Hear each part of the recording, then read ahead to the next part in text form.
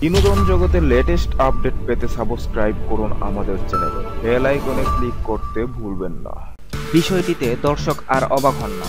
বাংলাদেশে যৌথ প্রযোজনা শব্দটি হয়ে উঠেছে সিনেমা প্রচারণায় প্রধান আকর্ষণ। অন্যদিকে পশ্চিমবঙ্গে তা একদমই গণ্য করা হয় না।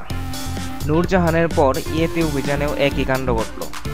সম্প্রতি ভারতীয় প্রযোজনা সংস্থা চি ব্যাংটেস ফিল্মসের ফার্স্ট লুক পোস্টার প্রকাশ করেছে অনলাইনে। বরাবরের মতো পোস্টারটিতে উল্লেখ নেই যৌথ প্রযোজনা বা বাংলাদেশের জাজ মাল্টিমিডিয়ার নাম। এর আগে প্রকাশ হওয়া নূরজাহানের ভারতীয় পোস্টারে ছিল না জাজ মাল্টিমিডিয়া বা যৌথ প্রযোজনার উল্লেখ।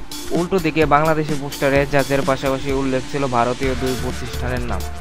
মাসখানেক আগে সুইজারল্যান্ডে শেষ হয়েছে সৃজিত মুখার্জি পরিচালিত ইয়েতি অভিযানের শুটিং। এর আগে দৃশ্যায়ন হয় ভারতে, তবে বাংলাদেশে কোনো শুটিং হয়নি। সিনেমাটির মূল চরিত্রে অভিনয় করেছেন প্রসেনজিৎ চট্টোপাধ্যায়, আরও আছেন যিশু সেনগুপ্ত। বাংলাদেশ থেকে বিদ্যা সিনহা মিম। ছবিতে তার চরিত্রের নাম চিত্রাঙ্গদা বর্মা। বিশেষ একটি চরিত্রে আছেন ফেরদৌস। ইয়েতে অভিযান সুনীল গঙ্গোপাধ্যায়ের কাকাবাবু সিরিজের পাহাড়চূড়ায় আতঙ্ক উপন্যাস অবলম্বনে তৈরি হয়েছে। এর আগে একই সিরিজের কাহিনী নিয়ে নির্মিত হয়েছে মিশর রহস্য। ওই সিনেমায় সৃজিতের পরিচালনায় অভিনয় করেন প্রসেনজিৎ। ইয়েতির অভিযান কলকাতায় মুক্তি পাবে দুর্গাপূজায়। বাংলাদেশে কবে মুক্তি পাবে তা এখনো জানা যায়নি।